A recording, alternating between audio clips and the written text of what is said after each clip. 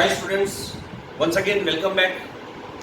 In this video we study about physical significance of electric field. पहले तो समझ लो इसका मीनिंग क्या होता है. Physical significance. Physical means something which is really existing. जो है significance का मीनिंग होता है importance of electric field. मतलब इलेक्ट्रिक फील्ड का इंपॉर्टेंस क्या है, हम क्यों स्टडी करते हैं इसको. स्टूडेंट्स वैसे तो सच बताऊं तो इलेक्ट्रोस्टैटिक्स में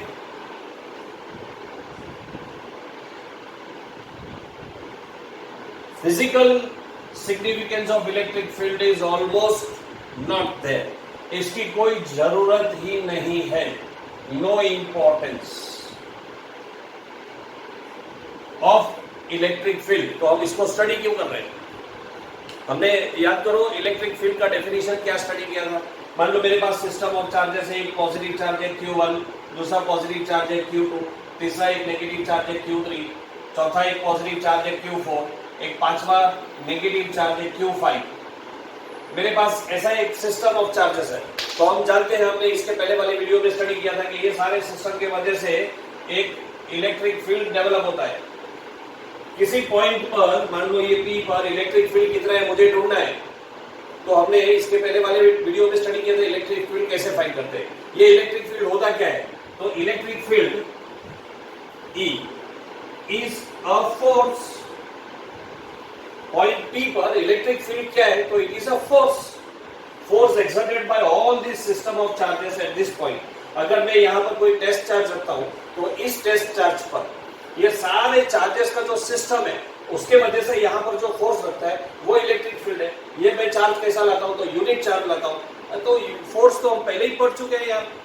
कूलम्स लॉ वगैरह सब हमने पढ़ा है और कूलम्स लॉ की मदद से हम इसको फोर्स को फाइंड भी कर सकते हैं. तो फिर हमको इलेक्ट्रिक फील्ड पढ़ने की जरूरत क्या है. हम सीधे सीधे फोर्स को स्टडी कर सकते हैं और फोर्स के फॉर्मूला अप्लाई करते हैं. इलेक्ट्रिक फील्ड का डेफिनेशन क्या है मैं फिर से रिपीट कर दूं.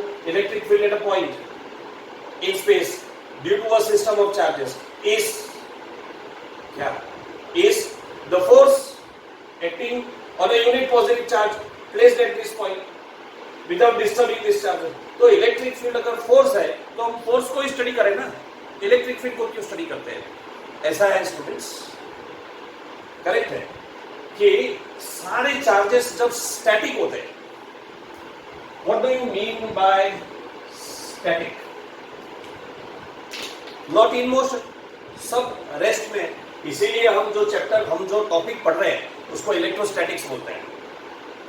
तो सारे चार्जेस जब रेस्ट में है तो फिर तो कोई प्रॉब्लम ही नहीं है. फिर हमारे लिए इलेक्ट्रिक फील्ड वाला कंसेप्ट काम का नहीं है. प्रॉब्लम कब आता है चलो उसको समझते हैं. एक छोटा सा एग्जांपल मैं देना चाहता हूँ. I would like to give you a small example and I think that will make it clear कि मुझे इलेक्ट्रिक फील्ड की जरूरत क्यों है. सिर्फ टाइम पास के लिए थोड़ी पढ़ना है इसको. पता है इलेक्ट्रिक फील्ड का कंसेप्ट किसने बनाया था. याद रखना, नीट वाले बच्चों काम आएगा. आपको पूछा जाता है कभी कभी. The concept of electric field was developed by Michael Faraday.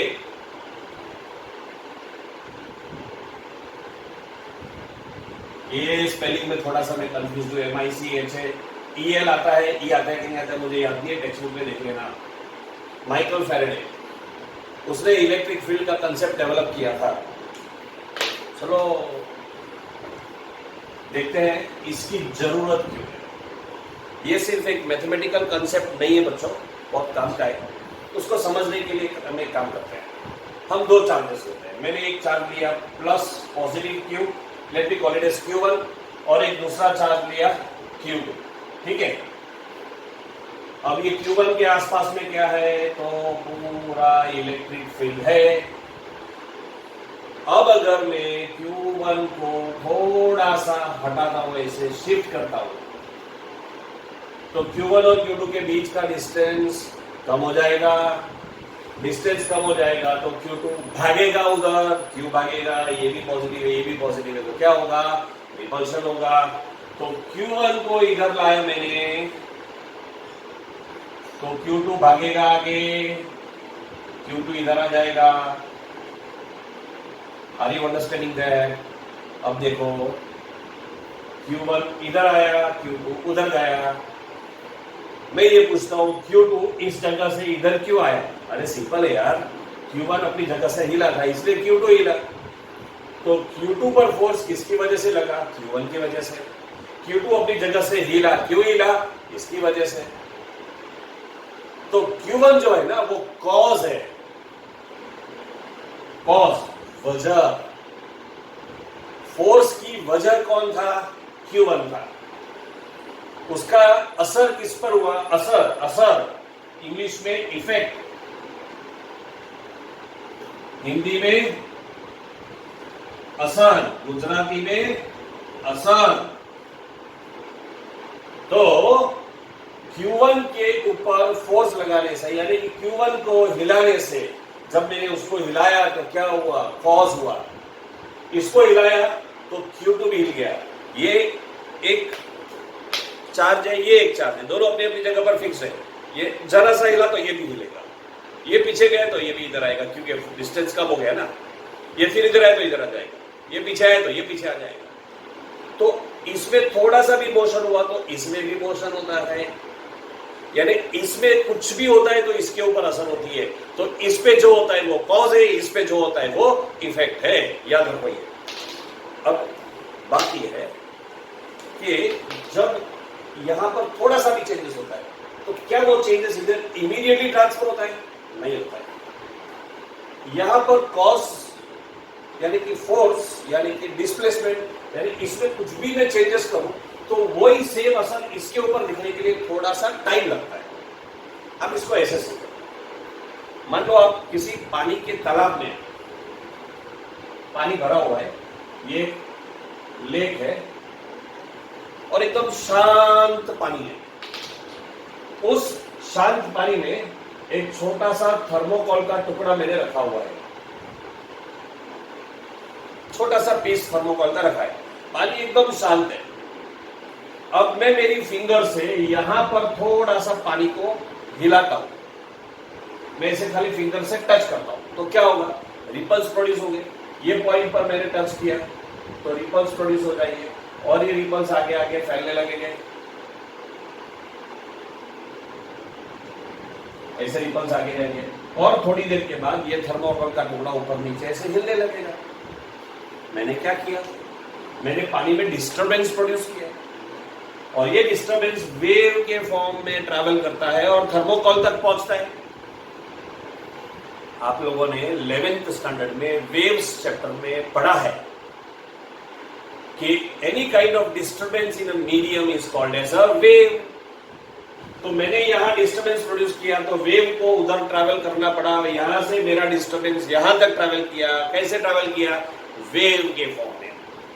फिर से बोलता हूं, मैंने इधर जो डिस्टरबेंस प्रोड्यूस किया यानी वो मैंने फोर्स लगाया, जो भी किया होगा, मैंने जो डिस्टरबेंस प्रोड्यूस किया वो यहां तक ट्रैवल किया और थर्मोकोल के ऊपर असर हुआ। तो देखो असर किसके ऊपर हुआ? थर्मोकोल के ऊपर। किसकी वजह से? इसके ऊपर, इसकी वजह से। तो यहां जो हुआ वो क्या था? कॉज था। इधर जो हुआ वो क्या था? इफेक्ट था। तो कॉज में जो कुछ भी हुआ है उसका असर को यहां तक पहुंचने में थोड़ा टाइम लगता है। वेव ट्रैवल करता है तो वेव को ट्रैवल करने में टाइम लगता है। वैसे ही जब मैं ये चार्ज को थोड़ा सा हिलाता हूं तो उसका जो असर Q2 के ऊपर होता है उसको होने में थोड़ा टाइम लगता है।